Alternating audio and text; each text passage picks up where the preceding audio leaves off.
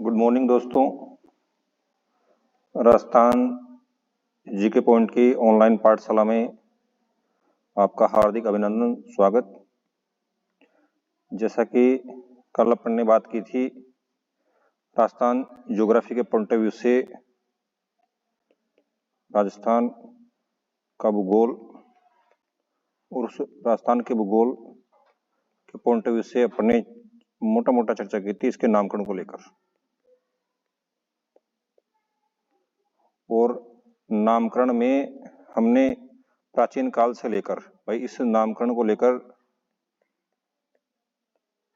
प्राचीन काल में किन किन विद्वानों ने क्या क्या नाम दिए हैं, वह वर्तमान समय में किन किन विद्वानों ने क्या क्या नाम दिए हैं, इनका विस्तार से अपन ने चर्चा की थी। मैं एक बार थोड़ा सा आपको रिवाइज करना चाहूंगा। हमारे इसके लिए सबसे पहले ऋग्वेद में, मैंने जैसे कल भी आपको बताया था कि ऋग्वेद में इसके लिए ब्रह्मव्रत शब्द का उपयोग किया गया है। उसी प्रकार से फिर आगे महर्षि वाल्मीकि जी ने अपने ग्रंथ रामायण में हमारे प्रदेश का नामकरण इन्होंने मरुकांतार किया है। उनके बाद अपन जब चर्चा करते हैं कंटिन्यू, तो अपन देखते हैं कि जॉर्ज थॉमस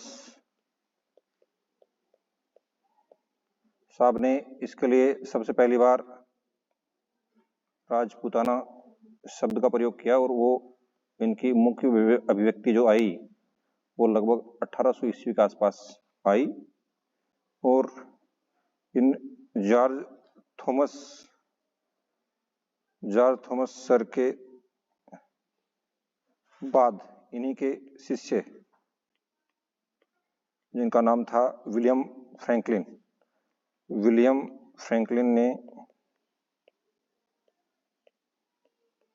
ने अपनी पुस्तक the military memoirs of mister George Thomas, जो कि 1805 में आई थी, इसके लिए जो ये राजपूताना शब्द दिया गया उसकी लिखित पुष्टि इन्होंने अपनी पुस्तक में की।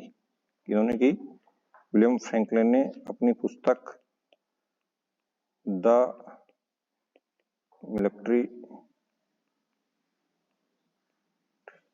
मेमोर्स ऑफ जॉर्ज थॉमस में, फ्रैंकलिन साहब ने हमारे प्रदेश का नामकरण जो थॉमस साहब ने मुख्य अभिव्यक्ति के रूप में राजपूताना किया था, उसको इन्होंने अब लिखित पुष्टि कर दी, और लिखित पुष्टि के आधार पर इसको राजपूताना कहा जाने लगा। उसके बाद भी कल अपनी चर्चा कर रहा था मैं कि कर्नल जेम्स टोड को राजस्थानी इतिहास का पिता, जनक, इन्हें राजस्थानी इतिहास का जनक कहा जाता है। जनक कह दो, पिता कह दो। इनका काम इतना शानदार था राजस्थान इतिहास की दृष्टि से कि जिसको कभी भुलाया नहीं जा सकता। और इन्होंने ही अपनी पुस्तक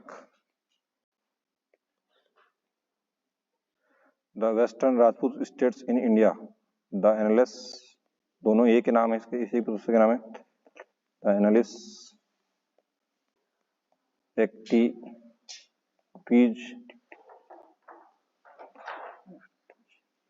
ऑफ वेस्टर्न राजपूत, वेस्टर्न, दोनों किताबों को एक साथ लिखने की कोशिश कर रहा हूं मैं। The annals activities of western Rajput states in India, Rajput states in India. तो वो दोनों किताबों एक ही नाम है, और इन्होंने इस पुस्तक में हमारे प्रदेश के लिए क्रमशः रजवाड़ा, राजस्थान व राजस्थान, अर्थात हमारे प्रदेश के लिए सबसे पहली बार किसी ने राजस्थान शब्द का उपयोग किया तो वो कर्नल जेम्स टोड साहब थे।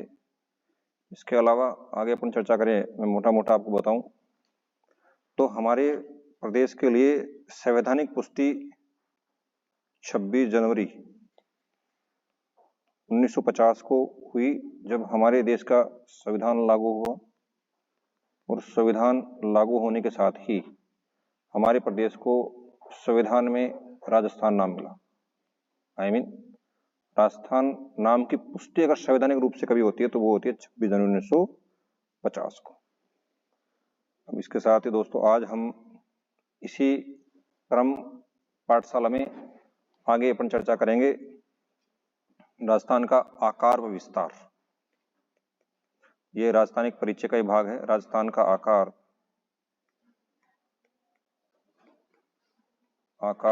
व विस्तार। आकार व विस्तार की अपन जब चर्चा करें, और आकार व विस्तार की चर्चा करने से पहले मैं आपको थोड़ा सा एक डिस्कस करना चाहूंगा कि जब आकार व विस्तार की बात करते हैं ना अपन, तो आकार के साथ साथ हमें दो चीजों का और अध्ययन करना पड़ता है। एक तो होता है अक्षांश व अक्षांश रेखाएं,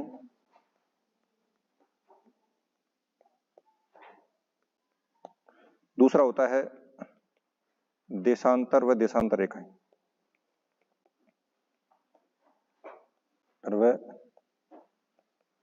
देशांतर रेखाएं।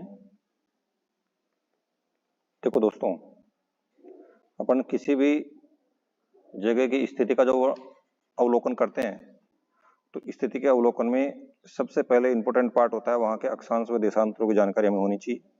जानकारी नहीं तो कम से कम ये तो पता होना चाहिए कि अक्षांश व अक्षांश रेखाएं होती क्या हैं।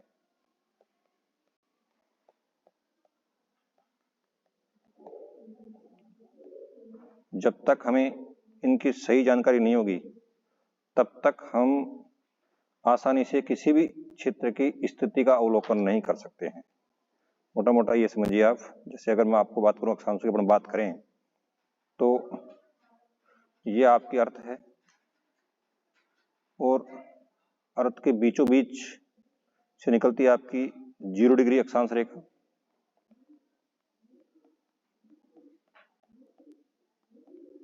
इस 0 डिग्री से उत्तर वाला भाग उत्तरी गोलार्ध, समझने की कोशिश करना, और दक्षिण वाला भाग दक्षिणी गोलार्ध। देखो, जब अपन अक्षांश व देशांतरों का जिक्र करते हैं ना, तो हमें यह जानना जरूरी है कि 0 डिग्री से 90 डिग्री उत्तरी ध्रुव, 90 डिग्री नॉर्थ पोल, और ऐसे ही 90 डिग्री साउथ पोल। कहने का मतलब ये हो गया कि 0 डिग्री अक्षांश ने इस अर्थ को दो बराबर भागों में बांटा, एक उत्तरी भाग और एक दक्षिणी भाग। जब अपन बात करते हैं अक्षांश रेखाओं की, तो ये ध्यान रखना, एक तो दिमाग में ये कैलकुलेशन लगा लो कि ये अक्षांश व देशांतर रेखाएं जो भी होती है ना, ये सिर्फ काल्पनिक है। काल्पनिक का मतलब ये है कि इनका वास्तविकता से कोई लेना देना नहीं है। ये भूगोलविदों ने स्थिति का अवलोकन सही तरीके से करने के लिए इनको इजाद किया है। इसी क्रम में मैं आपको बता रहा हूं कि जब 0 डिग्री अक्षांश से पूर्व से पश्चिम की ओर ये रेखा खींची जाती है। जब अपन 0 डिग्री रेखा से उत्तर से दक्षिण की ओर, 0 डिग्री रेखा से उत्तर से दक्षिण की ओर, एक तो उत्तरी गोलार्ध में और एक दक्षिणी गोलार्ध में जो कोणात्मक बिंदु ज्ञात करते हैं, चाहे वो उत्तरी गोलार्ध में हो और चाहे वो दक्षिणी गोलार्ध में हो। कहने का मतलब क्या हो गया कि 0 डिग्री अक्षांश से उत्तर से दक्षिण की ओर जो कोणात्मक बिंदु ज्ञात किए जाते हैं, उन कोणात्मक बिंदुओं को अक्षांश कहा जाता है। समझ में आई बात? अक्षांश का मतलब क्या हो गया? अक्षांश किससे कहेंगे? अक्षांश का मतलब हो गया कि 0 डिग्री अक्षांश से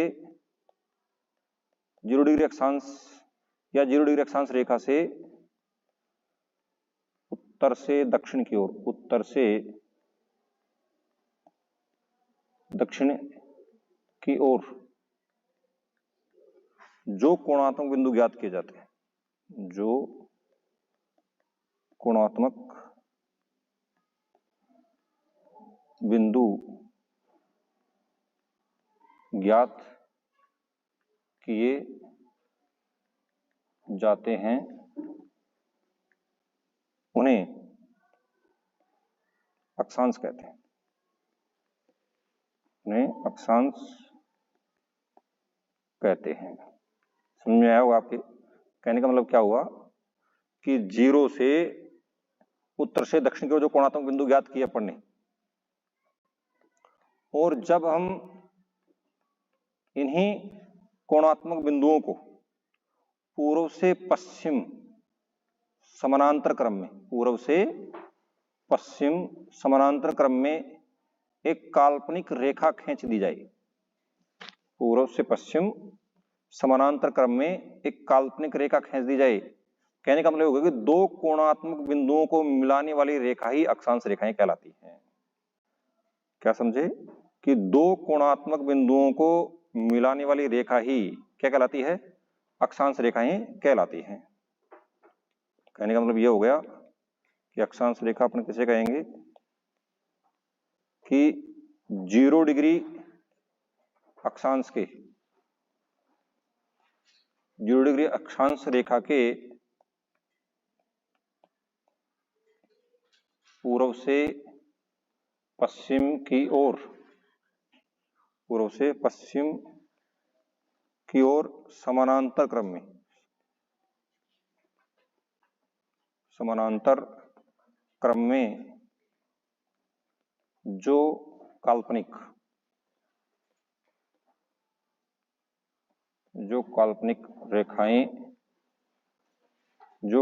रेखाएं खींची जाती हैं,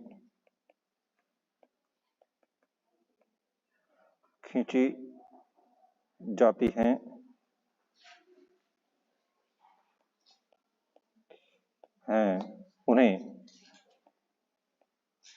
हम अक्षांश रेखा कहते हैं, अक्षांश रेखा कहते हैं। देखो दोस्तों, अक्षांश व देशांतर रेखाओं की पर्टिकुलर क्लास हम कभी रख लेंगे जब हम इसको डिस्कस करेंगे पूरा, कि कितना क्या गैप होता है, कितनी लंबाई होती है, कितनी चौड़ाई होती है, दो के बीच में क्या होता है, वो तो अपन सब बाद में करेंगे। मैं एक मोटा मोटा तुम्हें समझाने की कोशिश कर रहा हूं कि अक्षांश का मतलब तो क्या हो गया कि 0 डिग्री अक्षांश रेखा से उत्तर से दक्षिण की ओर जो कोणात्मक बिंदु ज्ञात किए जाते हैं वो तो क्या हो गया? अक्षांश। और जब इन्हीं कोणात्मक बिंदुओं को पूर्व से पश्चिम समानांतर क्रम में अपन ने मिला दिया, किस क्रम में मिला दिया? समानांतर क्रम में जब अपने इसको मिला दिया तो इन काल्पनिक रेखाओं को अपन क्या कहते हैं? अक्षांश रेखाएं कहते हैं। और एक चीज और याद रखना दोस्तों कि इस 0 डिग्री रेखा को ही, इसे 0 डिग्री रेखा को ही हम भूमध्य रेखा,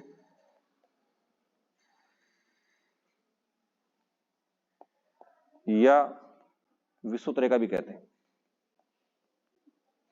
भूमध्य रेखा या विषुवत रेखा भी कहते हैं। अब एक कॉमन सा क्वेश्चन आपके दिमाग में आ रहा होगा सर, कि सर ये अक्षांश और अक्षांश रेखाएं तो थोड़ी बहुत समझ में आ गई, लेकिन इनके संख्याओं को लेकर आपको थोड़ा सा कंफ्यूज होता होगा। मैं आपको क्लियर कर दूं कि अक्षांशों की संख्याएं, अक्षांश की संख्याएं होती हैं 179, सॉरी 181। कितने होती हैं?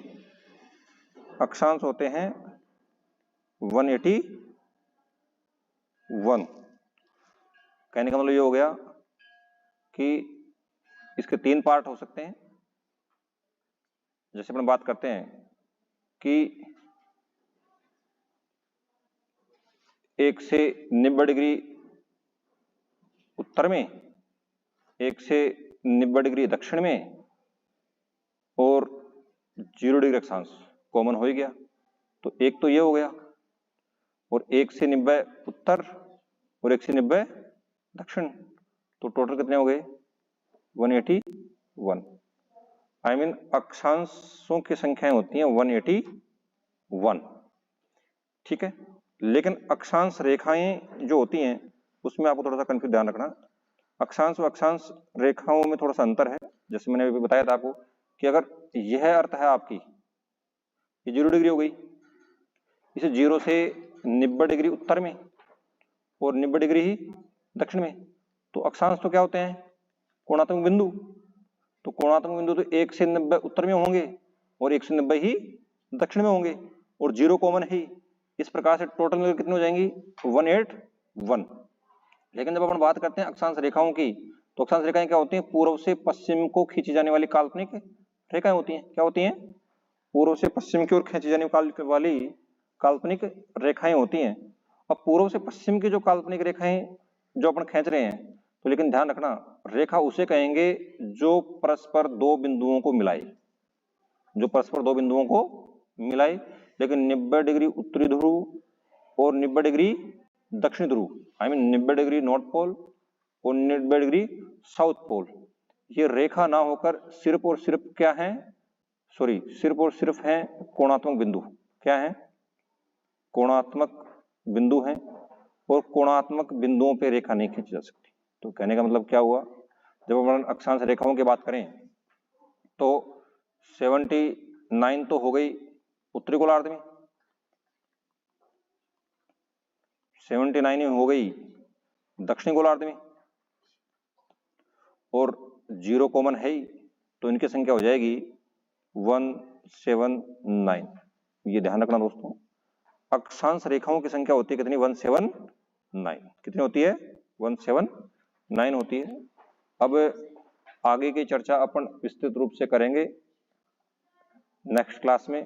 तब तक के लिए थैंक यू, धन्यवाद, सत श्री अकाल।